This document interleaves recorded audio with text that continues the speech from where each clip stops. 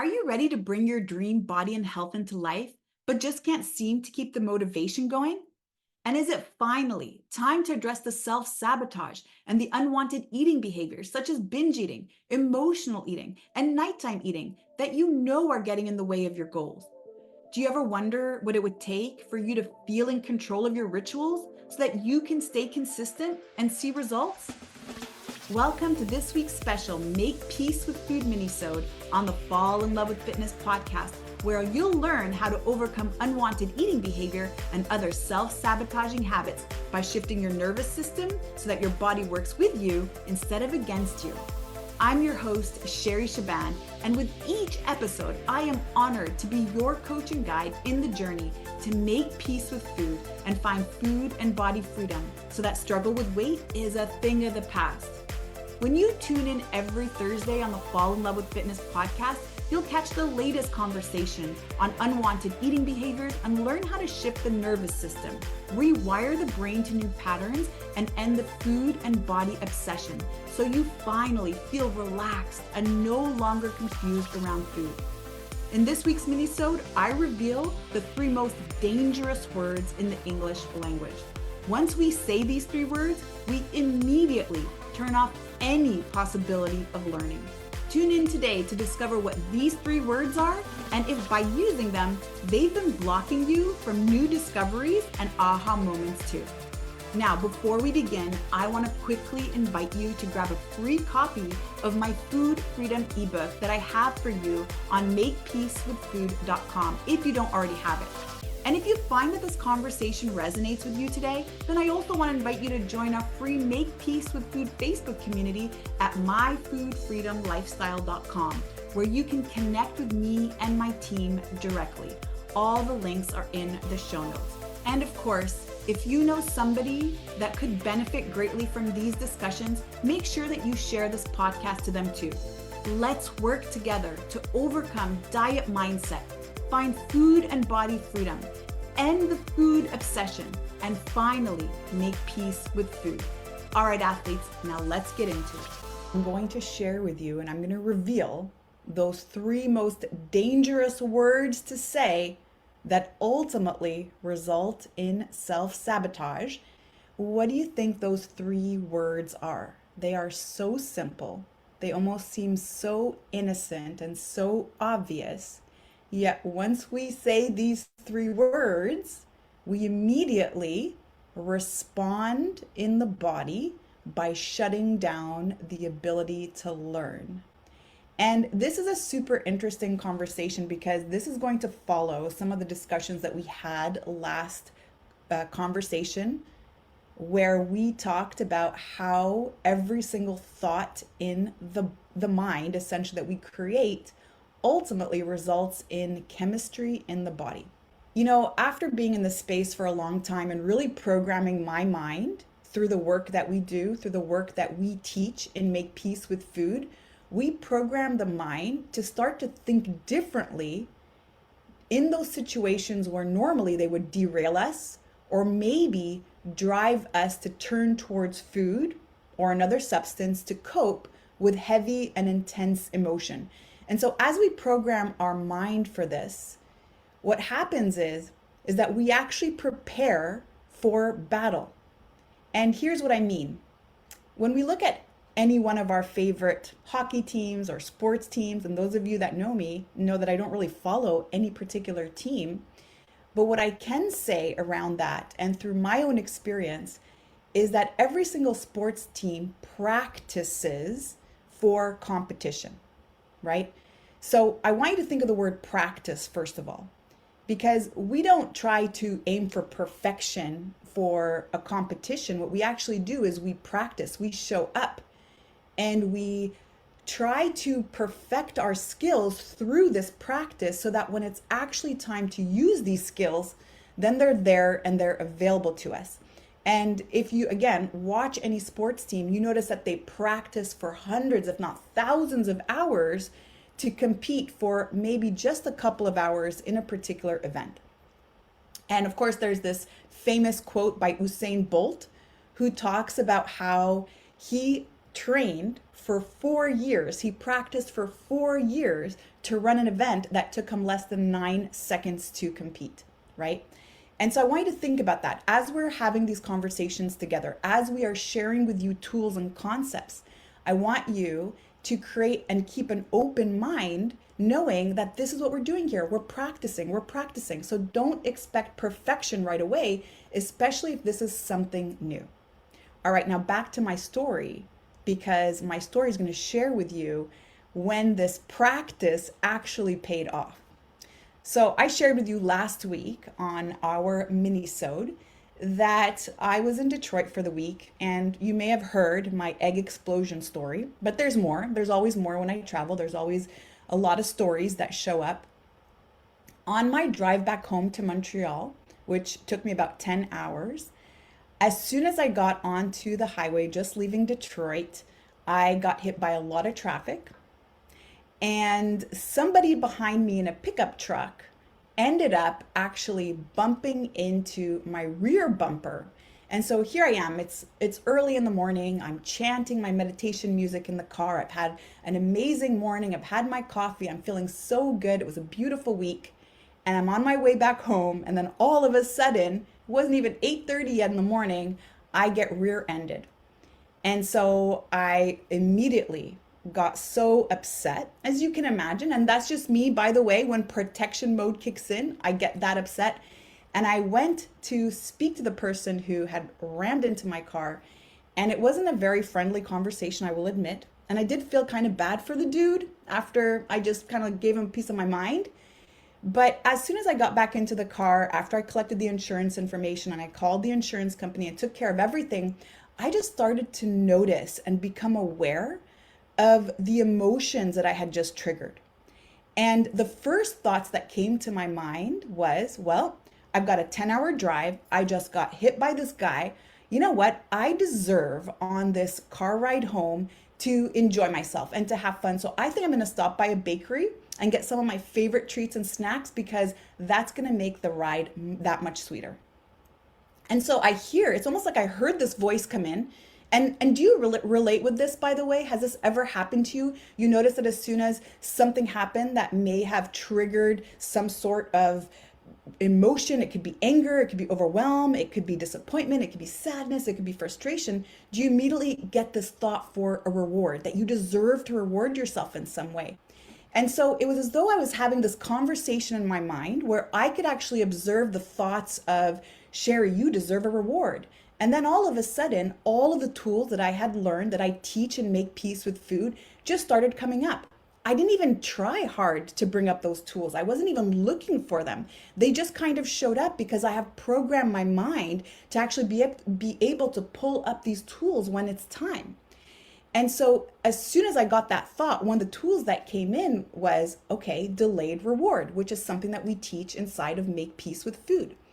And so this is an idea where I allow myself full permission, so without restriction, because as we know, restriction triggers protection mode, which is going to trigger the cravings and then perhaps the overeating and the feeling and the need to reward ourselves afterwards.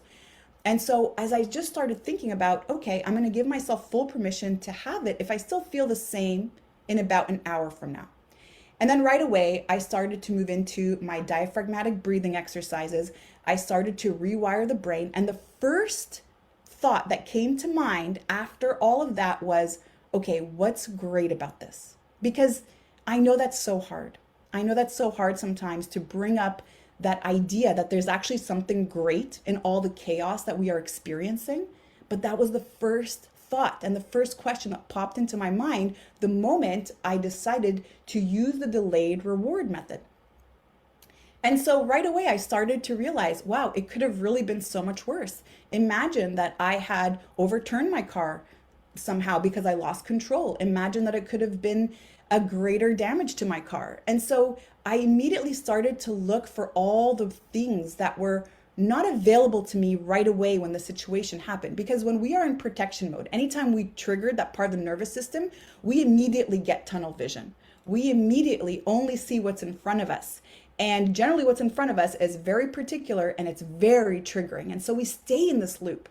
But by allowing ourselves to ask these questions, to pull up these tools and immediately shift the nervous system, not only did I start to bring up all the things that were great about the situation, but my cravings disappeared. That thought of getting some treats to reward me for this long car ride actually only made me feel sick. It made me realize that if I actually did that during the car ride, it would be just an uncomfortable car ride. I mean, I'm going to be sitting all day for 10 hours, and I don't want to keep going to the washroom, and I don't want to feel bloated, and I want to get home for dinner and have dinner with my kids. And so I want you just to think about that and just consider that. Just the importance of practicing for the moment of competition. And this is again what we teach in our Make Peace with Food program, that we learn all these tools and we want to actually master these tools when we don't need them in the situation. Because when the situation arises, that's when you're going to be ready to actually pull up these tools, and it happens in a very unconscious way. Just the way the unwanted eating behavior is unconsciously programmed in the mind, as we start to shift the nervous system and we start to shift the programming in the mind, what also happens is we notice that these tools are also programmed unconsciously. So the three words that ultimately result in sabotage, the three words that ultimately are going to lead us to unwanted behavior, because when we say these three words, what happens is we shut off our mind to learn or to absorb any new information. These three dangerous words are, I know that. I know that. Okay, let's sit with this for a moment, okay? Sherry, why are these three words so dangerous? Well, I think by now, and especially if you've been in this space where you've been working on your health for a while, or maybe you've been addressing your weight for a while and maybe not really seeing the results that you want, I bet you've come across a lot of information. I bet you can probably write a book on nutrition at this point, on diets, on what to do. Because I know that every single person inside this group and every single person that is working on their health, on their nutrition, on any major goal in their life, likely knows what to do. So that's not the issue. It's not that we need more information around what to do. We likely already know that, right? But that's also the issue. Because we've come across a lot of information and we feel like we've learned it all, we also, the moment that we hear that information again, end up closing our minds to receiving it in a new way. So every single time we hear, I know that, and we think, I know that, and then we speak these words, we automatically shut off the capacity and the ability to absorb new information. And so, okay, this makes no sense probably at this point, because Sherry, you just said that I should know all this information, and you're also telling me that I shouldn't know that, and I shouldn't say that I know that. So there is a big difference between knowing something and then embodying it. Because embodying it really means that you're living it, that you've actually learned it. Not only do you know it, but you've learned it and you've mastered it and you're living it. And so when we have this opportunity to hear something that we've maybe already heard before, if we actually keep an open mind and think, I know nothing, I'm actually hearing this for the very first time, what we allow the mind to do is to absorb it and learn it in a very new way, in a new way that may actually be exactly timely. It may be applicable right now. And so I've been in this space, I think going on for 25 years. I probably have to go back and count because I keep saying that and I realize I've been saying that for years now. But I've been in this space for quite some time, and I'll have to admit, it's very rare that at this point in my career and in my experience that I'll actually hear something that I've never heard before. And so most of the time, the information that I get to hear is something that I've already heard in the past. But I like to keep an open mind, because hearing this information in my 20s was very different than hearing it in my 30s, and is still very different when I hear it in my 40s. Because I'm in a different place in my life, I have a different level of maturity, a different level of emotional intelligence. And so the way that certain information lands right now is very different than it did once before. But I could never know that if I've already decided from the get-go that the moment I hear something that I heard before in the past, that I don't need to hear it because I know it all. I know it already. I don't need to learn it again. I've already heard it. I've already studied it. I already know it. And so, something that I do, and maybe I'll even invite you to also just maybe consider this, is again, not only being open to new information, but really to learn from those who have already mastered something or who are already in the process of mastering it. And so anytime I pick up a new sport or a new hobby, I actually like to work with a coach. Because even though, yes, I can probably figure out the information myself, I can probably read books and I can go on blogs and I can do some research on my own, I still don't have all the experience that comes with learning that new thing. And that experience generally includes a lot of trials, a lot of errors, a lot of fails, a lot of repeats, right? A lot of aha moments. And so when I decide to learn something for the first time, I actually like to work with a coach who's been in that space for a long time, who has a method, who has worked with so many people and has so much experience and has learned what actually works the best and the fastest. And so I almost feel like that's a shortcut to my success, and it always has been. I've been joining groups since 2018, mastermind groups, to learn different skills around my business, around health even, around life, around personal development, around relationships. And every single time I've joined one of these groups, I'm always taught by somebody who's been in the space for decades, who has a system, and who always takes me from point A to point B much faster than if I would ever do it. And so I've been in those moments where I've tried to learn things on my own and it's only taken me forever. Or I have temporary success, but then I just can't follow through. And so I seek out the support of a coach because I know that that's a shortcut to my success. I know that they're just going to tell me what to do and they're going to give me suggestions. And more importantly, they're also going to see my blind spots.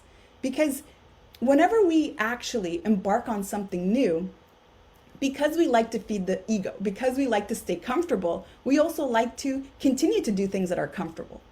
But if we really want to grow, if we really want to change, if we really want to transform, then we have to get uncomfortable. And getting uncomfortable is really having somebody point things out that we're not seeing, point things in our blind spot that we are not aware of, or maybe even challenge us, maybe even call us out on something that we're actually just making excuses around. And so that's why that's so important. And recently, a few years ago, this was during the pandemic, I started Muay Thai for the first time. And right away, I hired a private coach. And I remember the coach was like, Sherry, if you want, we can bring a couple more people into the session. And that way, it's going to be more affordable and all that. And I was like, no, I actually want you to give me 100% of your attention. And I want you to work with just me. And so I met with him 3 times a week. That was 3 hours of condensed work. And then within a matter of 3 months, I was already at Orange Belt because I had so much attention from this coach. My skills were improving so quickly. And of course, this wouldn't have been something that I would have been able to practice on my own or maybe even get as much attention around if I had been in a bigger group setting. And so I want you to consider that. If you've been struggling with something for a while, if you've been struggling with unwanted eating behavior for a while, what could a coach or a program that has a 100% success rate do for you in 6 months or less? And so I invite you to get curious around that. And I invite you to get curious around how often that thought comes up that I already know that. As I'm watching Sherry's lives every single week, as I'm watching these trainings, am I always thinking, oh yeah, I heard that. I heard it was about the nervous system. Oh yeah, I heard that. I heard that there was a trigger. Oh yes, I heard that. I also heard that binge eating creates unwanted, maybe long-term health consequences. And so if you feel like you kind of are already in that place of, I heard that, I'm going to challenge you to release all that, to really come in with a brand new open mind. Because there may be something that you're going to hear in one of these trainings that's suddenly going to click for you and it's going to change absolutely everything. And so allow yourself that opportunity to get curious and to just surrender to new information. It's really hard to reinvent the wheel, and that's not what we're trying to do here. But remember that you are not this static learning being. You're constantly changing. You're dynamic. There's life experiences that you're constantly engaging in that are changing you, that are transforming you, that are asking for maybe a new level of growth or a new perspective to see things with. And so I'll leave you with that. And again, give me some feedback around what you've heard today. Do you feel that by continuing to say, oh, I know that, oh, I know that, oh, I've heard that before, do you feel that this is blocking your success? Or do you feel that maybe if you actually rewired the thoughts or rewired that phrase to say, I am open to learning, I am open to learning, that could possibly also allow you to maybe see something that you have heard before with a new perspective. So with that, I wish you a beautiful rest of your day, and I will see you next week. Thank you for listening to this week's Make Peace with Food Minisode on the Fall in Love with Fitness podcast. If this has resonated with you today, I want to invite you to subscribe to the show so you never miss a beat. And if you know someone who could benefit from this conversation, then please share this episode with them.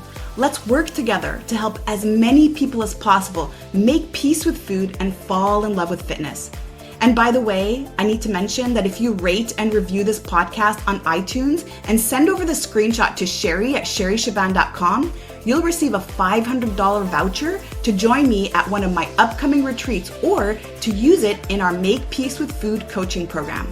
And don't forget to visit myfoodfreedomlifestyle.com to join the free Facebook group for more resources. And remember, athlete, you are an inspiration. I cannot wait to hear your story.